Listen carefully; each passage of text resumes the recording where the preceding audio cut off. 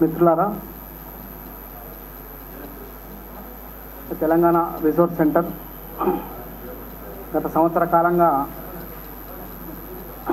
వివిధ అంశాల మీద చర్చా కార్యక్రమాన్ని చేపడుతూ ఒక నిర్దిష్టమైన నిర్మాణాత్మకమైనటువంటి పాత్ర పోషిస్తున్న సందర్భంలో ఈరోజు చేతి వృత్తులకు సంబంధించినటువంటి అంశాలు ప్రధాన ఎజెండాగా రూపొందించడం జరిగింది. ఈ కార్యక్రమంలో మరి వివిధ వృత్తులకు ప్రాతినిధ్యం వహిస్తున్నటువంటి మిత్రులు ఈ వేదిక పైన ఉన్నారు. అందులో నేను కూడా ఒక పార్టిసిపెంట్గా విచ్చేశాను. అనుకోకుండా కొంచెం కోఆర్డినేట్ చేయమంటే మేము ఎలాగో బడి పంతులము, కాలేజీలో పాఠాలు చెప్తుంటాము కాబట్టి సరే కొంత దీన్ని ఒక 5 నిమిషాలు చర్చను ప్రారంభించే ప్రయత్నం చేస్తాను. తర్వాత మన మిత్రులు వివిధ అంశాల మీద చర్చించిన తర్వాత మళ్ళీ నేను సందర్భాన్ని బట్టి చర్చను నిర్వహించే ప్రయత్నం చేస్తాను.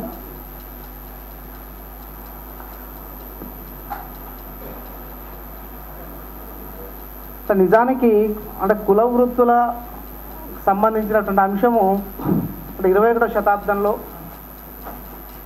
అంటే ఇవాళ WTO 95 తర్వాత లేదా 2005 WTO ఆచరణలోకి వచ్చిన తర్వాత జరుగుతున్న క్రమంలో ఇంకా చేతి వృత్తులు ఉండవు, 21వ శతాబ్దంలో చేతి వృత్తులు ఉండవు అనేటువంటి క్రమంలో ఇవాళ మనం చేతి వృత్తుల భవితవ్యము, చేతి వృత్తుల వల్ల సమస్యలు, ఆ సమస్యలకు పరిష్కారాలు లేదా ప్రత్యామ్నాయాలు ఏంటి అనేటువంటి విషయాల మీద ఇవాళ చర్చను భారతదేశంలో 91 తర్వాత జరిగినటువంటి సంస్కరణలు, ప్రైవేటీకరణ కానీ ప్రపంచీకరణ కానీ ఈ క్రమంలో ఈ చర్చించడం, చేతి వృత్తుల గురించినటువంటి చర్చ చేయడం అనేది చాలా సవాల్ నిజానికి. అంటే ఇవాళ మెయిన్ స్ట్రీమ్లో జరుగుతున్నటువంటి అంటే గత 60 సంవత్సరాల్లో జరిగినటువంటి పరిణామాలు ఏవైతున్నాయో అంటే నిజానికి మనం మొదటి 2వ ప్రపంచ యుద్ధంలో కాలంలో జరిగినటువంటి పరిణామాలు, ఒకవైపు పెట్టుబడిదారీ వ్యవస్థ, ఇంకొక వైపు కమ్యూనిజం. అంటే 1917లో 20వ శతాబ్దం ఆరంభంలో కమ్యూనిజం చైనాలో కానీ రష్యాలో కానీ, ఆ క్రమంలో భారత జాతీయ ఉద్యమం పునాదులు నేపథ్యంలో మనం అంటే అతివాదులు, మితవాదులు, అదేవిధంగా కమ్యూనిస్ట్ పార్టీ ఆఫ్ ఇండియా ఇవన్నీ కూడా అంటే భారతదేశ అభివృద్ధి నమూనాకు సంబంధించి జాతీయ ఉద్యమంలో అనేక స్థాయిలలో సందర్భాల్లో చర్చలు జరిగాయి. చివరికి మనం యూరోపియన్ మోడల్ అభివృద్ధి నమూనాను, యూరోప్ అభివృద్ధి నమూనాను భారతదేశం స్వీకరించి మనం అంటే రాజ్యాంగ రచనలో కానీ ఒక ప్రజాస్వామిక వ్యవస్థలను రూపొందించుకోవడం జరిగింది. అంటే ఇవాళ చాలా సందర్భాల్లో సమస్యలు ఉన్నాయనే దానికి చర్చనే అవసరం లేదు. ఎందుకంటే అందరికీ తెలుసు, ఇక్కడ ఎవరో ఒక ప్రతినిధి వచ్చి ఆయా వృత్తులలో ఉన్న సమస్యలు చెప్పాల్సిన అవసరమే లేదు నాకు తెలిసి. ఎందుకంటే ప్రతి ఒక్కరము ప్రత్యక్ష సాక్షులం. ఇంకా ఇక్కడ వేదిక మీద కన్నా వేదిక ముందున్నటువంటి పెద్దలు చాలామంది యోధులు ఉన్నారు. నరసింహారెడ్డి లాంటి వాళ్ళు గత 60-50 సంవత్సరాల నుంచి రాజకీయాల్లో ఉన్నటువంటి వాళ్ళు ఉన్నారు. ఎంతోమంది పెద్దలు వాళ్ళ జీవిత అనుభవం నుంచి ఉన్న వాళ్ళు ఉన్నారు. ఇక్కడ మేము వచ్చి ఇక్కడ చర్చను ప్రారంభించేటువంటి ప్రధానమైనటువంటి అంశం ఏంటంటే దీనికి ప్రత్యామ్నాయం ఏంటి. అంటే సమస్యలు ఉన్నాయి, సమస్యల మీద ఎవరికి నిర్వివాదాంశం, అసలు సమస్యలు ఉన్నవి అనేటువంటిది ఏ తీవ్రత ఏ స్థాయిలో ఉందనేది గోరెట వెంకన్న లాంటి పాట ఒకటి చెప్తే సరిపోతుంది. అంతకుమించి ఇంకా తెలంగాణ మొత్తం చేతి వృత్తులకు సంబంధించిన ఒక ప్రాతినిధ్యం ఆ పాటలో వచ్చేస్తుంది. కాబట్టి ఇక్కడ మనం చర్చిస్తున్నామంటే ఇవాళ ఉన్నటువంటి రిజల్ట్ అంటే ఇవాళ చేతి వృత్తుల పరిస్థితి ఏమొచ్చింది అంటే భారతదేశ ప్రజాస్వామిక లేదా జాతీయోద్యమంలో ఉన్న పునాదులు ఏవైతున్నాయో ఆ పునాదులు ఒక పెట్టుబడిదారీ వ్యవస్థ యొక్క నమూనాని భారత ప్రజాస్వామిక వ్యవస్థలో తీసుకున్నాము. ఆ ప్రజాస్వామిక వ్యవస్థలో గత 60 సంవత్సరాల నుంచి ఆ ఫలితాలు అనుభవిస్తున్నాం. దాంతోపాటుగా అంటే ప్రజాస్వామిక సామ్యవాదం నెహ్రూ తీసుకొచ్చేసి మరి యూరోపియన్ పెట్టుబడిదారీ విధానం కాకుండా దాని మధ్య మార్గంగా ఇటు కమ్యూనిజానికి ఇటు పెట్టుబడిదారీ వ్యవస్థకు మధ్య మార్గంగా మిశ్రమ ఆర్థిక వ్యవస్థ తీసుకొచ్చి కొంత అంటే భారతదేశ ఆర్థిక వ్యవస్థ పునర్నిర్మాణానికి ప్రధానంగా గాంధీ ప్రభావం ఏదైతే నెహ్రూ మీద ఉందో నేను అనుకుంటా మిశ్రమ ఆర్థిక వ్యవస్థకు గాంధీ యొక్క ప్రభావమే నెహ్రూ ఆ మాత్రం కొంత మార్పుకు తీసుకొచ్చిందని భావిస్తున్నాను. ఆ క్రమంలో మిశ్రమ ఆర్థిక వ్యవస్థ 91 పివి నరసింహారావు వచ్చే వరకు కూడా ఆ యొక్క ఆర్థిక ప్రక్రియ కొనసాగింది. కానీ గడిచిన 20 సంవత్సరాల్లో చేతి వృత్తుల గురించి అంటే మాట్లాడే అవసరమే లేదనేటువంటి పరిస్థితులు ఉన్నాయి. అంటే పాలక వర్గాలు లేదా ఎవరైతే బ్యూరోక్రసీ ఉద్యోగి స్వామ్యం ఉందో ఐఏఎస్ లాంటి ఈ ప్రభుత్వాలు నడుపుతున్నటువంటి వాళ్ళు ఇక చేతి వృత్తుల గురించి మాట్లాడాల్సిన అవసరమే లేదు. అంటే వాటి గురించి చర్చే అవసరం లేదు. ఎందుకంటే అవి ఎలాగూ పోయేటివి, టైం వృధా, సమయం వృధా ఎందుకు.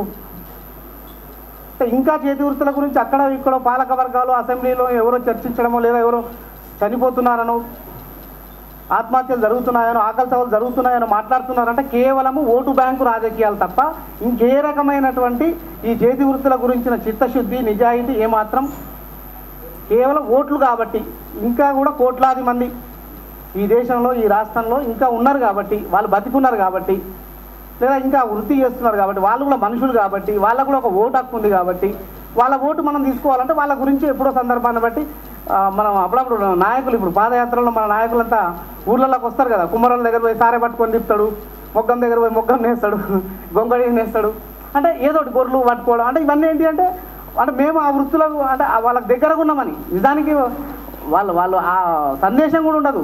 కేవలం ఏంటంటే మేము మీతో కూడా కలిసి ఉన్నామని చెప్పడానికి సంబంధించి తప్ప ఇంకే రకమైనటువంటి కనపడదు.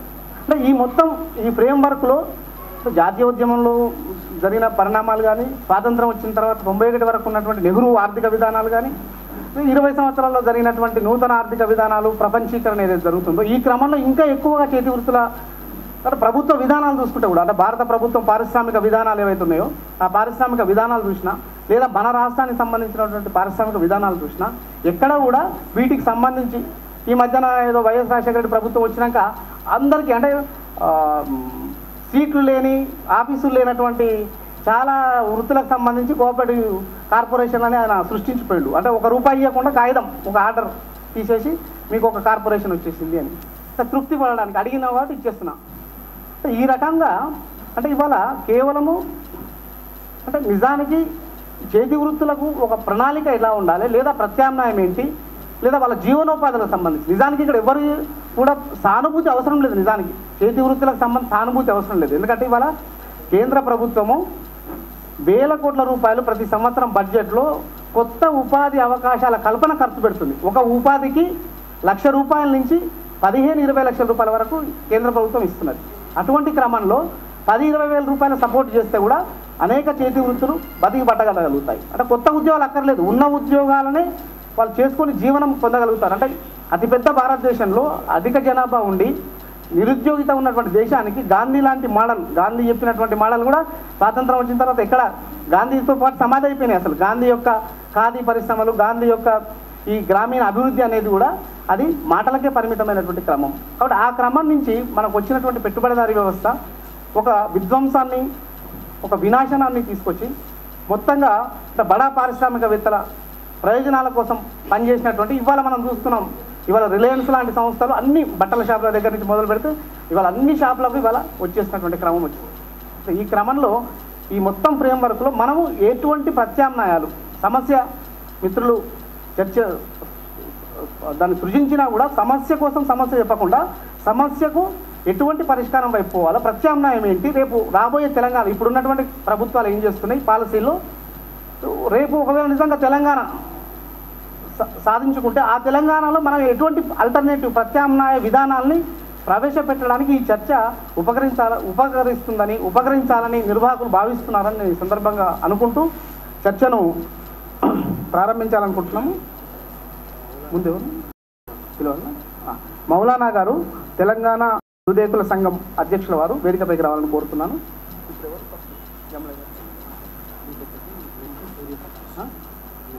మెట్టు సూర్యప్రకాష్ గారు వేదికపైకి రావాలని ఆహ్వానం. సంఘం గంగపుత్ర సంఘం ప్రతినిధి గారు జమలయ్య గారు, పి జమలయ్య గారు చాలా అందరికి సుపరిచితులు. అంటే ఏపీ చేతి వృత్తుల కోఆర్డినేషన్ కమిటీకి రాష్ట్ర కన్వీనర్గా ఉన్నారు. చాలా సందర్భాల్లో నేను కూడా పత్రికల్లో కానీ వారికి సంబంధించిన వ్యాసాలు కానీ చదవడం జరిగింది. జమలయ్య గారు ఈ చర్చను ముందుగా అనేక చేతి వృత్తులకు సంబంధించినటువంటి ఆర్గనైజేషన్స్ ప్రజా సంఘాల్లో వారు నాయకత్వం వహిస్తున్నారు. కాబట్టి రాష్ట్రానికి సంబంధించి కానీ తెలంగాణకు సంబంధించి కానీ వారు ఈ చర్చని వారితో ఆరంభిద్దాం. జమలయ్య గారు.